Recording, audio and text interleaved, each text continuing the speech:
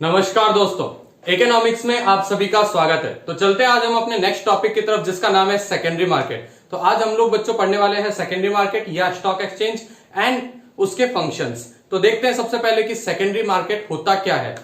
So you can see here, secondary market is market for sale and purchase of previously issued और second hand securities. यानी हमने देखा था capital market में सबसे पहले प्राइमरी मार्केट वो मार्केट होता था जिसके अंदर हम लोग फर्स्ट हैंड सिक्योरिटीज में डील करते थे, यानी उसमें सिक्योरिटीज फर्स्ट टाइम इश्यू होती थी। अब सेकेंडरी मार्केट क्या है? सेकेंडरी मार्केट में वो जो सिक्योरिटीज पहले से इश्यू हो चुकी है उन्हीं का सेल परचेज चलता है। इसके अलावा बच्चों एक और डेफिनेशन निकल के आती है हमारे पास securities contract and regulation act के हिसाब से, एन ऑर्गेनाइजेशन और body of individuals whether incorporated or not established for the purpose of assisting, regulating and controlling of business in buying, selling and dealing of securities। यानी कोई organisation वो incorporated हो या registered नहीं हो, वो जो बाइंग, डीलिंग और सेलिंग ऑफ सिक्योरिटीज में इन्वॉल्व है, वो ऑर्गेनाइजेशन हमारा सेकेंडरी मार्केट या स्टॉक एक्सचेंज कहलाएगा।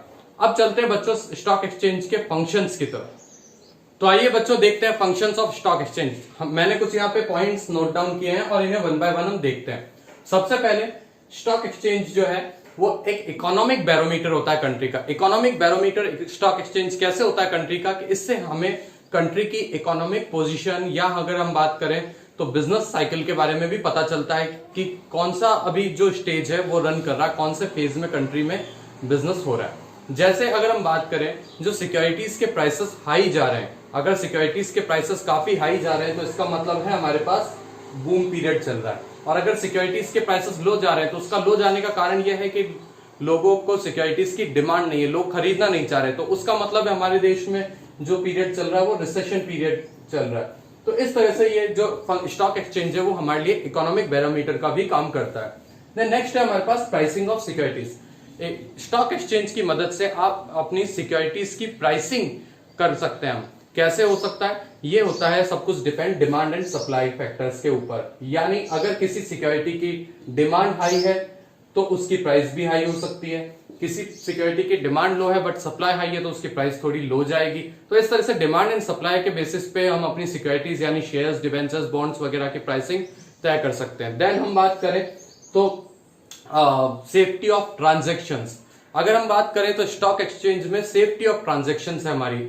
इसका रीजन क्या है कि स्टॉक एक्सचेंज में जो कंपनीज लिस्टेड होगी उनकी पूरी डिटेल वेरिफिकेशन के बाद ही वो कंपनी लिस्ट होती है। और उसके अलावा अगर हम बात करें तो नॉर्मली रेप्यूटेड कंपनीज ही स्टॉक एक्सचेंज में लिस्ट करवा पाती है।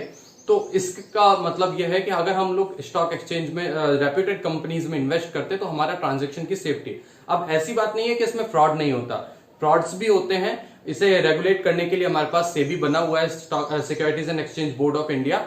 बट फिर भी अगर हम बात करें तो कंपैरेटिवली ये काफी सेफ है हमारे लिए, क्योंकि इसमें हमें ना तो एक तो ज्यादा डिटेल वेरिफिकेशन करना पड़ेगा क्योंकि ऑलरेडी वेरीफाइड कंपनी ही उसमें रजिस्टर्ड है, और हम अगर अपना पैसा इन्वेस्ट सेफली कर सकते हैं।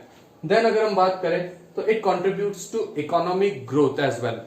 स्टॉक एक्सचेंज की मदद से इकोनॉमिक ग्रोथ होती है। इकोनॉमिक ग्रोथ किस तरह से होती है कि स्टॉक एक्सचेंज की मदद से कंपनीज पैसा रेस कर सकती है और साथ में इन्वेस्टर जो है उनको एक अच्छा स्कोप मिलता है इन्वेस्ट करने का, यानी वो अच्छी कंपनीज में इन्वेस्ट कर सकते हैं जो उनके पैसे का अच्छा प्रोडक्टिव यूज करेगी।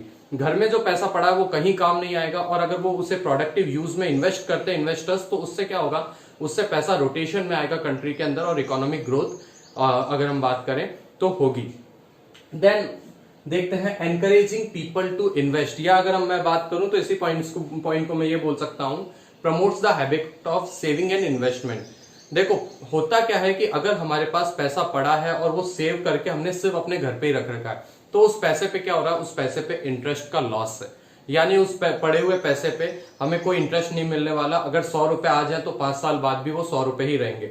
लेकिन अगर उस पैसे को हम कहीं इन्वेस्ट करें या कहीं बैंक में डिपॉजिट करें तो उस पे हमें इंटरेस्ट का फायदा मिलता है, उस पैसे से हम पैसा बना सकते हैं। तो होता क्या है स्टॉक एक्सचेंज में, अगर हम अपने पड़े हुए पैसे को इन्वेस्ट कर रहे हैं और वहां पे जो कंपनीज है वो अपने प्रोडक्टिव यूज में लेती है और हमें उसके बदले में क्या बोलते हैं डिविडेंड या सपोज डिबेंचर लिए तो इंटरेस्ट वगैरह पे करती है, और अगर उसके सिक्योरिटीज के प्राइसेस आई जाते हैं तो बेचकर हम और ऊपर पैसा भी कमा सकते हैं। तो उससे होता क्या है कि लोगों में एक अट्रैक्शन आता है कि हाँ, इससे पैसे को इन्वेस्ट करेंगे तो हमारे पास पैसा और बनेगा, पैसे से पैसा बना सकते हैं।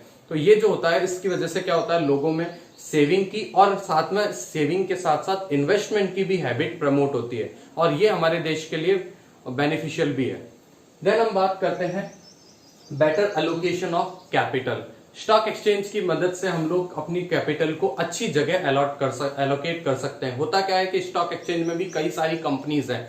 अब नॉर्मली उन कंपनीज के शेयर प्राइसेस थोड़े हाई जाते हैं, जो कंपनीज अच्छा परफॉर्म कर रही है, जिन कंपनीज के शेयर्स की अच्छी डिमांड है।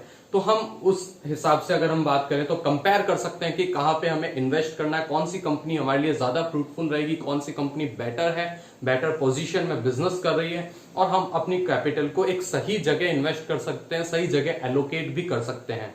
तो ये एक और फायदा होता है स्टॉक एक्सचेंज का। तो बच्चों, आज के वीडियो में बस इतना ही। कल हम देखेंगे स्टॉक एक्सचेंज का ट्रेडिंग प्रोसीजर। सबसे पहले मैं आप सभी से माफी चाहता हूं कि काफी लेट में वीडियो निकाल पाया हूं, कुछ जगह बिजी था मैं, बट अब से रेगुलर वीडियोस आएंगे। तो आज का वीडियो आपको कैसा लगा? अगर अच्छा लगा हो तो लाइक कीजिए, चैनल को सब्सक्राइब कीजिए और बेल आइकन को भी प्रेस कर दीजिए। और आपके जो भी डाउट्स हैं या सीबीएसई से रिलेटेड लेटेस्ट न्यूज जानने के लिए हमारे चैनल को सब्सक्राइब करें, और हमें कॉमेंट सेक्शन में भी आप अपने डाउट्स पूछ सकते हैं। Thank you.